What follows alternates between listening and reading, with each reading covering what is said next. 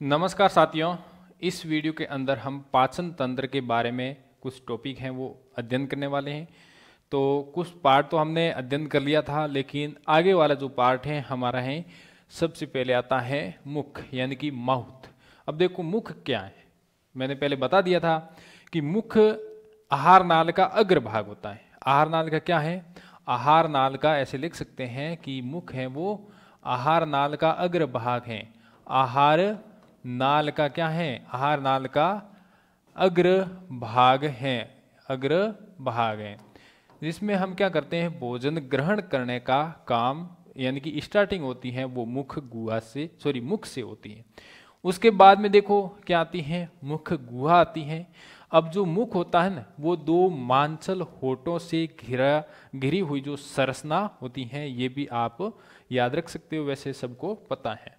उसके बाद में देखो मुख गुहा में क्या होता है, तालू आता है, यानी कि मुख गुहा में ऊपरी भाग होता है, उसको तालू कहा जाता है। ठीक है। उसके बाद में जिहा यानी कि जीवा होती है, यानी कि जीभ होती है, टंग होती है, वो स्वाद ग्रहण करने का काम करती है। यानी कि जीवा पर पेपिली पाई जाती है। क्या पाई जाती है? पेपिली पाई जाती है, जो स्वाद ग्रहण करने का काम करवाती है। उसके बाद में वेरी इंपोर्टेंट, जीभ से संबंधित मैं आपको बता दूं, जीभ से संबंधित एक क्वेश्चन बन जाए ना, यानी कि टंग से संबंधित, यानी कि इसमें एक संरचना पाई जाती है जिसको बोलते हैं फ्रेनुलम। फ्रेनुलम यानी कि ये हिंदी और इंग्लिश दोनों ही एक ही। फ्रेनुलम क्या है? फ्रेनुलम है वो मुख गुहा को, किसको? मुख गुहा को किससे जोड़ती है? मुख गुहा और जीभ को आपस में जोड़ती हैं, यानी कि जीभ को आपस में जोड़ने का काम है वो कौन करती है? जोड़ने का कार्य है वो फ्रेनुलम के द्वारा किया जाता है। यानी कि जैसे आपका ये फ्रंट भाग हो गया, यानी कि नीचे वाला जो भाग हो गया, और ऊपर इसके जीभ हैं। अब जीभ इससे स्पर्श है, तो मुख गुहा का ये आधारीय भाग हो गया, मुख गुहा हो गई, और ये हो गया उसका क्या, ऊपर जीभ हो गई। इन दोनों को आपस में जोड़ने का काम एक पेशी संरचना होती है वो करती हैं। उस पेशी संरचना को क्या बोलते हैं? फ्रेनुलम कहा जाता है। यानी कि ऐसे मुख गुहा का आधार कहा जाता है, यानी कि मुख गुहा के आधार से जोड़ने का काम है वो कौन करती है? फ्रेनुलम करती है। वो ये जो क्वेश्चन है बहुत ही बढ़िया क्वेश्चन, कई बार नीट में भी पूछा जाता है, बहुत ही बढ़िया क्वेश्चन है, याद रख लेना। फ्रेनुलम क्या है? फ्रेनुलम एक पेशी संरचना है जो मुख गुहा के आधार को जीभ से जोड़ने का काम करता है। ठीक है, ये हो गया, उस पेपिली भी हो गया, जीवा हो गया कंप्लीट। जीवा के अंदर मेन इंपोर्टेंट इतना ही है। उसके बाद में देखो दांत आता है, यानी कि मुख गुहा में दूसरा पार्ट और कौन सा है? और इसमें आता है टीथ, यानी कि दांत, जिसके बारे में और हम पढ़ लेते हैं। यहाँ पर पेज ऐड कर देते हैं। देखो दांत, तो दांत है उसके बारे में देखो। दांत यानी कि इंग्लिश में इसको TEETH टीथ कहा जाता है। अब देखो दांत कितने होते हैं? वयस्क मनुष्य की बात करें तो वयस्क मनुष्य के अंदर दांत होते हैं 32, सबको पता है। ठीक है, वेरी इंपॉर्टेंट। देखो 32 दांत हैं, यहां पर मैं लिख देता हूं 32 है वो वयस्क मनुष्य में। वयस्क मनुष्य के अंदर 32 दांत होते हैं। अब इनको दो भागों में बांट दो, यानी कि दांत हैं, इसको दो भागों में बांट दो। कैसे?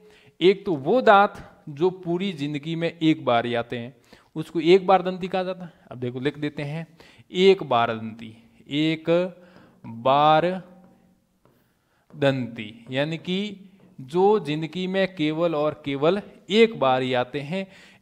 तो इन दांतों की संख्या होती है 12। कितनी होती है? टोटल 12 दांत होते हैं जो जिंदगी में एक बार ही आते हैं। यानी कि जब आपकी लगभग उम्र है वो 10 साल के करीब होती हैं, तो दांत टूटते हैं और फिर दोबारा आते हैं। तो दोबारा आते हैं तो वो तो हो गई क्या, द्विबारदंती। तो आपके लगभग 15-16 उम्र में मतलब दाढ़ आती हैं या और दांत निकलते हैं, तो वो होते हैं एक बार दंती। यानी कि दूसरा दांत कौन सा हो गया? द्विबार दंती, द्विबार दंती। अब देखो एक बार दंती तो कितने हो गए 12, तो द्विबार दंती यानी कि 32 में से माइनस कर दोगे तो कितना हो जाएगा पीछे, पीछे हो गया 20, यानी कि 20 दांत हैं वो द्विबार दंती होते हैं। तो यानी कि जिंदगी में 2 बार आते हैं। अब जिंदगी में 2 बार आते हैं यानी कि शुरुआत में यही आते हैं, यानी कि बचपन में जब जो शिशु है उसकी जो एज है लगभग 1 या 2 साल की होती हैं, तो उस समय जो दांत आते हैं वो यही होते हैं जो द्विबार दंती होते हैं वो। तो इस दांत को दूध दांत भी कहा जाता है, क्योंकि जब शिशु दूध पीता है उस समय आता है, यानी कि इसको क्या कहा जाता है, दूध दांत भी कहा जाता है, दूध दांत भी कहा जाता है। वेरी इंपॉर्टेंट, दूध दांत की संख्या कितनी होती है, 20 होती हैं। अब ये कौन कौन से होते हैं ये भी आपको पता लग जाएगा। अब देखो दांत है, ये तो हो गया नॉर्मल सी बातें। अब दांत के अंदर क्या है, अगला जो पार्ट है वो उसमें देख लेते हैं। मानव के अंदर जो दांत होते हैं वो व्हाइट कलर के होते हैं। तो बाहरी जो परत होती है दांत के अंदर एक बाहरी परत होती है जिसको बोलते हैं इनेमल। क्या कहा जाता है, इनेमल कहा जाता है। इनेमल मानव शरीर में कहां पर पाया जाता है, दांत के बाहरी आवरण बनाने का काम करता है। तो ये इनेमल जो पदार्थ होता है ये मानव शरीर का, किसका, मानव शरीर का सबसे कठोर पदार्थ है, सबसे कठोर पदार्थ है। कौन सा पदार्थ है सबसे कठोर, इनेमल सबसे कठोर पदार्थ है। आपको पूछ ले कि मानव शरीर का सबसे कठोर पदार्थ है वो कौन सा है, तो इनेमल है। वेरी इंपॉर्टेंट क्वेश्चन यहां से बन गया। इनेमल कहां पाया जाता है, दांत पे पाया जाता है, सबसे मानव शरीर का सबसे कठोरतम पदार्थ है। ये क्लियर हो गया यहां तक। उसके बाद में देखते हैं अगला पॉइंट, यानी कि दांतों के प्रकार या फिर दांतों की विशेषता देख लेते हैं। तो दांतों की विशेषता क्या है, मानव के अंदर दांत की जो विशेषता क्या है।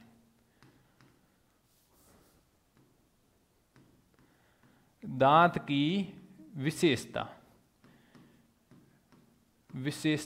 दांत की जो विशेषता है वो क्या है, 1 नंबर पॉइंट है कि जो दांत होते हैं वो ग्रथ के अंदर धंसे होते हैं। यानी कि हम कह सकते हैं मानव का दांत ग्रत दंती होता है। कैसा होता है, ग्रत दंती होता है, ठीक है, यानी कि ग्रत के अंदर धंसे होते हैं। दूसरा, मानव के जो दांत होते हैं वो 2 बार आते हैं, यानी कि वे द्विबार दंती होते हैं। क्या होते हैं, द्विबार दंती होते हैं, यानी कि पूरी जिंदगी में 2 बार दांत आते हैं, ठीक है। अगला पॉइंट, दांत के संबंध में अगला जो विशेषता है दांत की वो क्या है, यानी कि दांत की अगली विशेषता मेन है कि जो दांत होते हैं वो अलग अलग प्रकार के होते हैं, यानी कि विषम दंती होते हैं। दांत कैसे होते हैं, विषम दंती होते हैं, यानी कि अलग अलग प्रकार के दांत होते हैं, उसका कार्य भी अलग अलग होता है, ठीक है। अगला इसकी दांत की विशेषता क्या है, इनेमल। क्या है, इनेमल पदार्थ जो मुख्य रूप से दांतों पे पाया जाता है, कठोरतम पदार्थ होता है। ये 4 विशेषता मनुष्य के दांतों की हो गई, ठीक है। ये आपको ध्यान पड़ जाएगा मानव के दांतों की क्या विशेषता है। अगला पॉइंट देखते हैं। अगला पॉइंट है दांतों के प्रकार। तो दांतों के प्रकार हैं, इसके लिए मैं एक डायग्राम का यूज करूंगा जो मुख्य रूप से आपको आराम से समझ में आ जाएगा, ठीक है।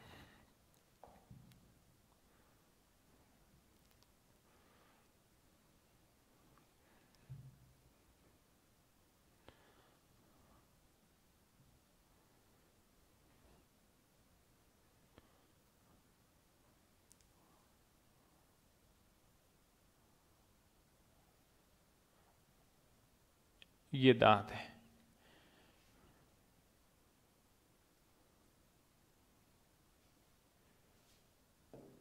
ठीक है। अब देखो ये दांत हो गए, ये एक मतलब जो जबड़ा है उसका, यानी कि चाहे नीचे वाला हो चाहे ऊपर वाला जबड़ा, यानी कि मानव में 2 जबड़े होते हैं, एक ऊपर वाला जबड़ा एक नीचे वाला, 2 जबड़े होते हैं ना। तो 2 जबड़े में अपन पहले क्या करते हैं, इसमें दांतों को एक जबड़े को भी आधा बांट लेते हैं, ये आधा बांट दिया, यानी कि ये अर्ध जबड़ा हो गया। ये क्या हो गया? अर्ध जबड़ा।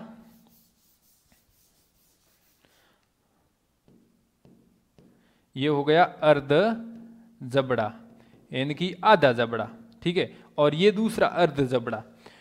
तो एक पूरे जबड़े को दो भागों में बांट दिया। अब देखो हम जो अध्ययन करने वाले हैं वो इस आधे जबड़े के बारे में करने वाले। ये सेम का सेम अध्ययन इसमें होगा और सेम का सेम अध्ययन ऊपर वाले जबड़े पे होगा। अब देखो ऊपर वाले ये दो दांत होते हैं, अर्ध जबड़े की बात कर रहा हूं। ऊपर वाले अर्ध जबड़े में ये जो दो दांत होते हैं इसको बोलते हैं इंसाइजर। क्या बोलते हैं? इंसाइजर, यानी कि हिंदी में इसको कृंतक कहा जाता है। क्या कहा जाता है? कृंतक कहा जाता है। इस कृंतक दांतों का काम होता है काटना, यानी कि जो भोजन हम ग्रहण कर रहे हैं उस भोजन को काटने का काम है वो कौन करता है? इंसाइजर करता है।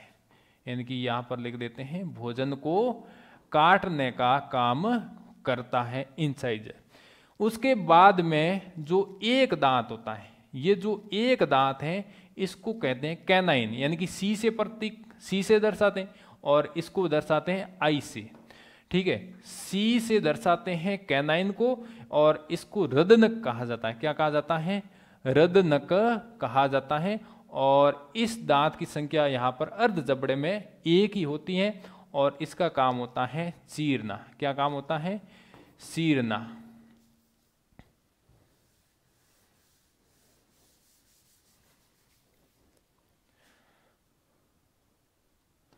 यानी कि इसका जो कैनाइन है, यानी कि इसको सी से दर्शाते हैं, रदनक कहा जाता है। इसका काम होता है चीरना और भोजन को फाड़ने का काम, ये काम होता है। उसके बाद में देखो आता है प्रीमोलर। क्या आता है? प्रीमोलर, जिसको हम पीएम से दर्शाते हैं। और प्रीमोलर होता है, इसका काम होता है भोजन को चबाना, भोजन को चबाना, ठीक है। और इसकी संख्या कितनी होती है? इसकी संख्या होती है 2। कितनी होती है? 2। और इसकी संख्या होती है रदनक की 1 और कृंतक की होती है 2, ठीक है। उसके बाद में आता है यहाँ पर 3 दांत। 3 दांत को कहा जाता है मोलर। क्या कहा जाता है? मोलर। तो मोलर दांत होता है 3 जो दांत अर्ध जबड़े में जो 3 दांत होते हैं मोलर, इसको कहा जाता है। अब देखो सबा ने प्री मोलर को कहा जाता है क्या? अग्र सवर्णक। क्या कहा जाता है? अग्र सवर्णक, सवर्णक कहा जाता है, ठीक है, पीएम। उसके बाद में मोलर, मोलर को कहा जाता है सवर्णक, सवर्णक कहा जाता है। उसके बाद में देखो मोलर का काम भी क्या होता है? मोलर का काम भी चबाना होता है और इसकी संख्या होती है 3। लेकिन जो मोलर दांत हैं, मोलर में सबसे लास्ट वाली जो डाढ़ है, यानी कि दांत हैं, इसको क्या कहा जाता है? विजडम टूथ कहा जाता है, जो एक अवशेषी दांत होता है। अवशेषी यहाँ पर क्या होता है? जो डाढ़ होती हैं, जिसको अक्कल डाढ़ भी कहा जाता है। अक्कल डाढ़ कौन सी है? ये तो पहला मोलर हो गया, ये दूसरा मोलर हो गया, ये तीसरा मोलर हो गया। तीसरे मोलर दांत को क्या कहा जाता है? अक्कल डाढ़ कहा जाता है। क्या कहा जाता है?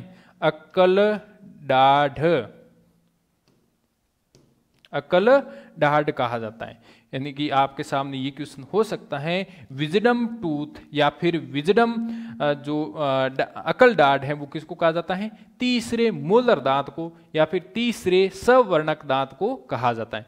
ये छोटी सी बातें याद रखना। अब देखो दांत का सूत्र होता है, ये जिसको बोलते हैं दंत सूत्र। दंत सूत्र है वो क्या होता है? देखो हम दंत सूत्र निकालते हैं ना, वो सबसे पहले तो क्या करते हैं? अर्ध जबड़े की बात करते हैं। सबसे पहले क्या आ गया? सबसे पहले 2 दांत हैं वो कृंतक यानी कि इंसाइजर यानी कि आई के, तो यहां पर आई मैंने लिख दिया।